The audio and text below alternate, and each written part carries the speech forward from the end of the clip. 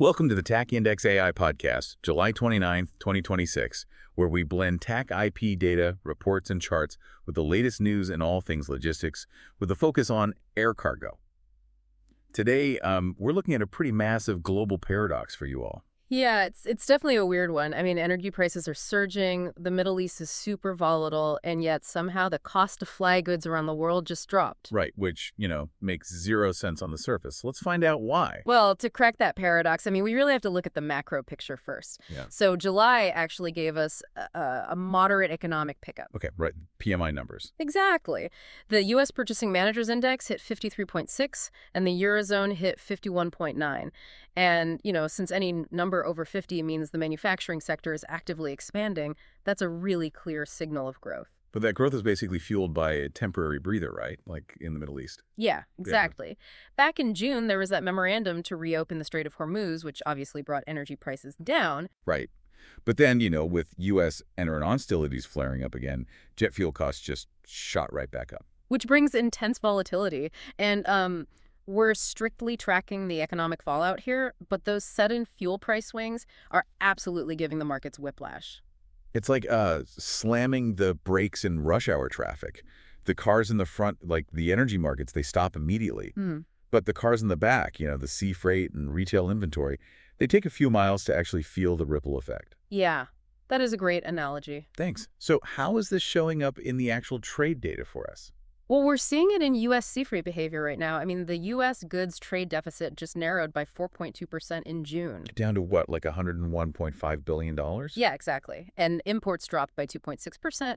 But, that drop isn't necessarily a permanent slowdown. Wait, really? So it's just a blip?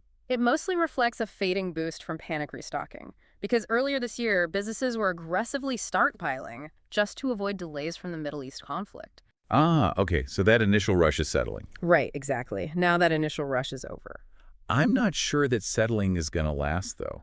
I mean, think about the massive corporate build-out of artificial intelligence infrastructure right now. You can't build AI without imported tech components. No, you totally can't. The underlying demand for hardware is immense.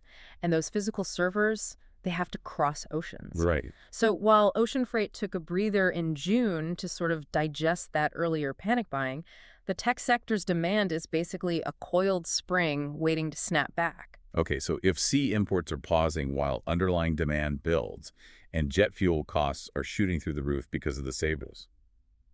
Strait of Hormuz.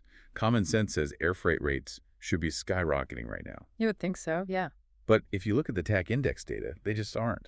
I mean, the global Baltic air freight index actually fell slightly by 0.6% week over week. Well, it is still up 16.8% year over year, but yeah, it's completely dodging the wild spikes we're seeing in energy. How is that even possible? It comes down to two major structural buffers. First, carriers have completely overhauled their routing since those initial market shocks back in March. Okay, so they're just way better prepared. Much better, yeah.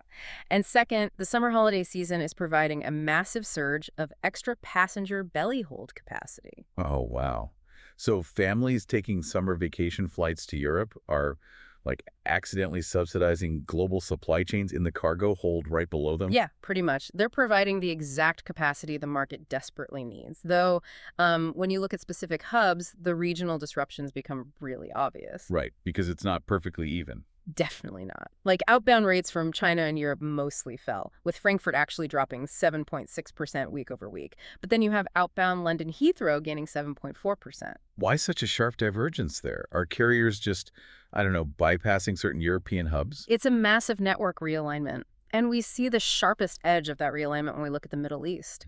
I mean, rates from Europe to the UAE spiked yet again. Oh, wow. Yeah. They remain more than double where they were a year ago. Which has to be a direct result of the traffic disruptions, right? Yeah. Like from the Strait of Hormuz closure and the surrounding airspace restrictions. Exactly. Carriers are having to heavily reroute, creating bottlenecks in places like the UAE and sudden rate spikes in secondary hubs like Bangkok.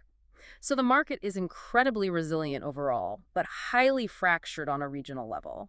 So basically, all that extra summer belly hold capacity is acting as this temporary shield against global supply chain chaos.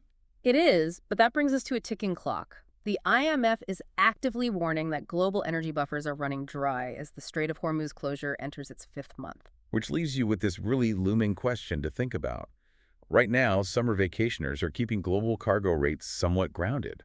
But what happens in September when everyone goes back to school? Those passenger flights vanish, and air cargo is left to face this energy crisis alone.